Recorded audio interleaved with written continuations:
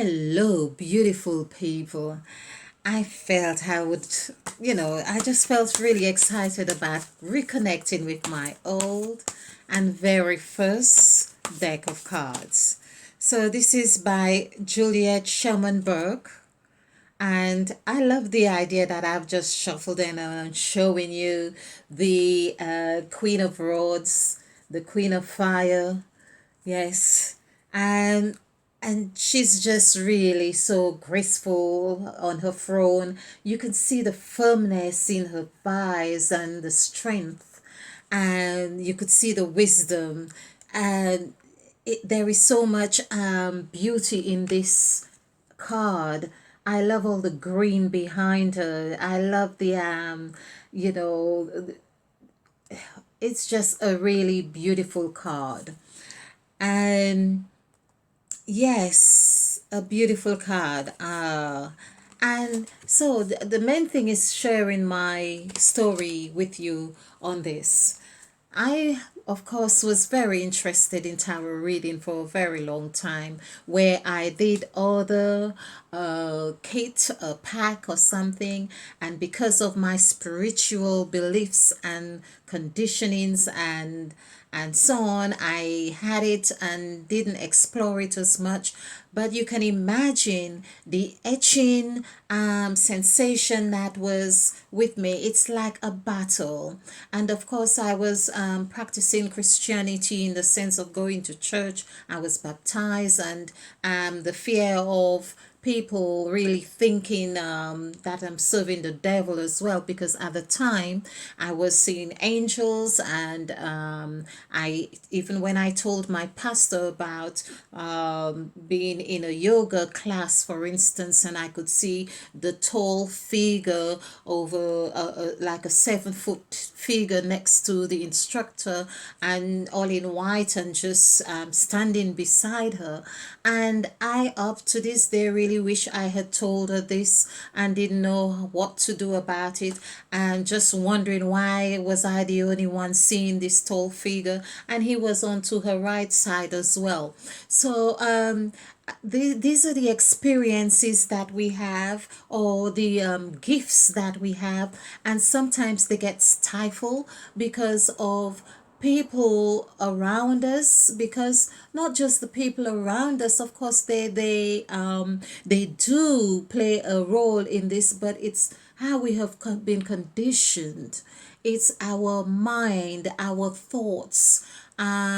It's like we need to learn how to step out of this of the self imprisonment. And just before doing this, in fact, having this, I had the 10 of Swords, which is also a card that tells us this is the time for us to stop letting other people influence us in areas that go against the core of who we truly are, go against our truth, against our core being, against what we truly stand for.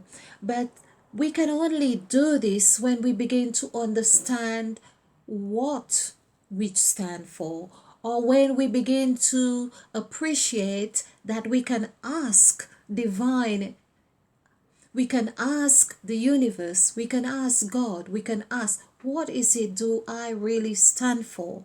And by doing that, it's really like facing your W, go in the mirror, face your W, and be true to you. Because if you are not true to you, you can't expect another figure like you to be true to you. That is the first thing for us to really understand. So, we have seen that we have the Queen. I am ready to take my seat on the throne.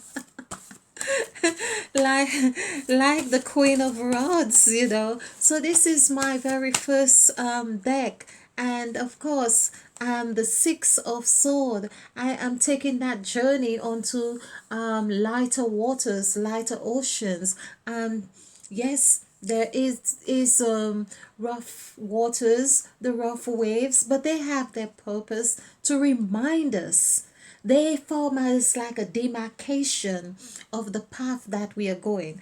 Can you imagine, for instance, oh, you say, oh, how was the ride? Oh, it was smooth all the way. But then there might be something not so memorable.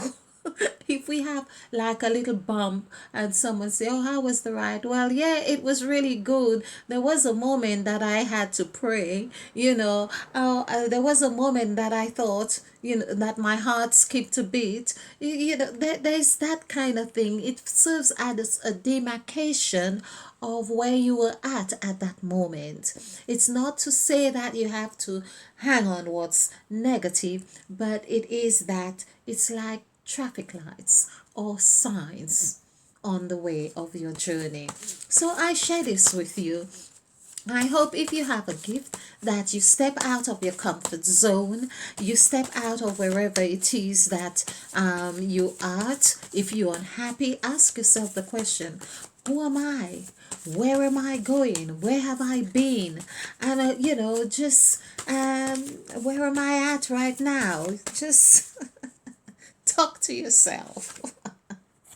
And then we have the Seven of Wands. So you may have to be in this battle. You may have to find yourself say no more. This is it. I am fighting for what I believe in, and I hope you won't have to struggle too much. But this is it. Someone might be wanting to put fire up your rear, and you put in fire up somebody else's, whatever it is. But this is the time with number 7, which like in numerology is 2. The word 7 is 2, like we in 2020, which is also 2. So this is the time for us to really have this dialogue with ourselves or the other and say, I'm putting my guard up now. I'm ready to stand for what I believe in. Okay. And I just felt that to share this with you, and I've got so much I really want to share with you, so do look out for the videos, and do join me again, where I'll be posting much more now because the gods are woken up. Yeah, stay ignited and united. Let there be light.